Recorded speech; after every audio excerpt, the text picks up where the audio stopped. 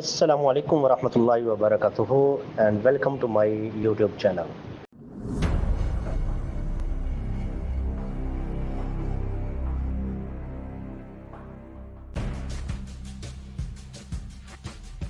No one should enter or work in a confined space without a valid entry permit.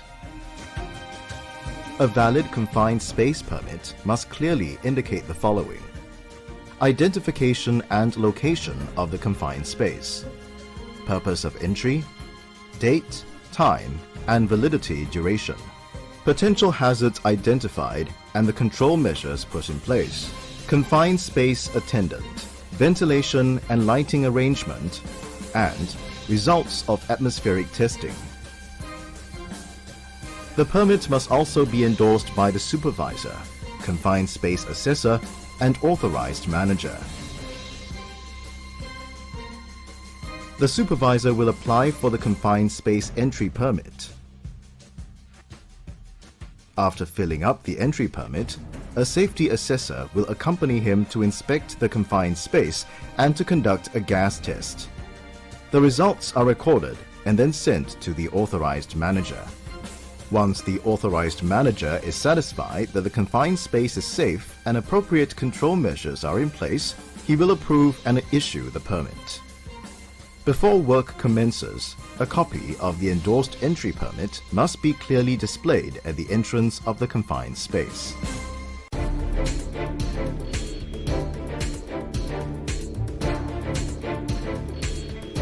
Most toxic or flammable gases and oxygen deficiency cannot be easily detected. So, it's important to test the atmosphere of a confined space and ensure that it is safe for entry. All the results of the gas test are to be recorded and attached to the entry permit. In a typical gas test, test for oxygen levels first. The acceptable range of oxygen concentration for safe entry into confined space is between 19.5% and 23.5%. Next, test for the presence of flammable gases or vapors. Concentrations should not exceed 10% of the lower explosive limits. Finally, test for toxic gases, vapors, and volatile organic compound to ensure that their concentrations are below their permissible exposure levels. There are various types of gas detection instruments.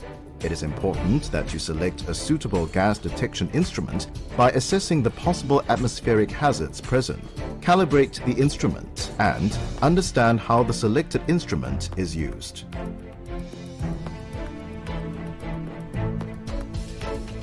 As different gases accumulate at different levels or locations, gas tests should be done at various depths.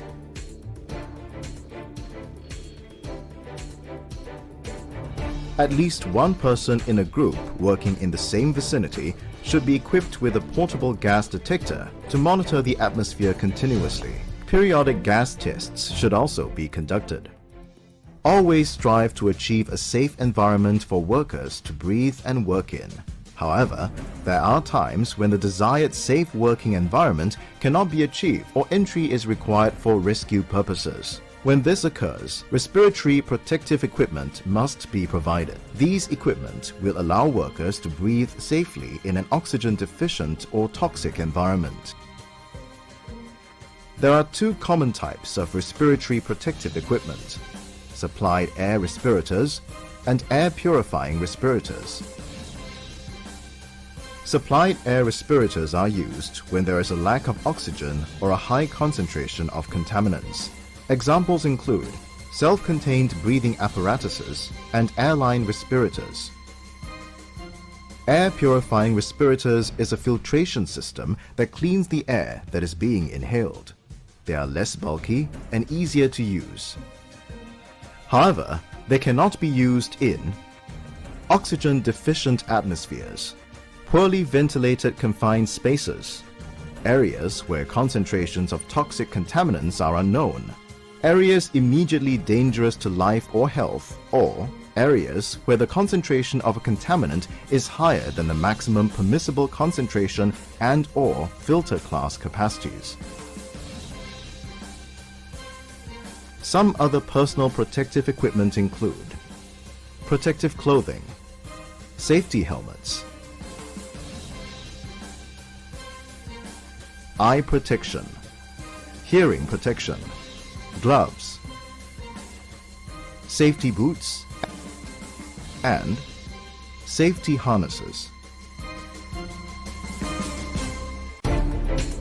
For confined space works, a confined space attendant shall be appointed. The attendant should remain outside the confined space to monitor the people entering and working in the confined space, maintain contact with people in the confined space, and activate the emergency rescue plan in the event of an emergency. An effective rescue plan should consist of name of designated rescue personnel, methods of rescue, type and availability of rescue equipment, effective means to summon the rescue personnel. Conduct regular rescue drill practice. Rushing into a confined space without proper preparation or equipment can endanger your life. Remember, an unplanned rescue will probably be your last.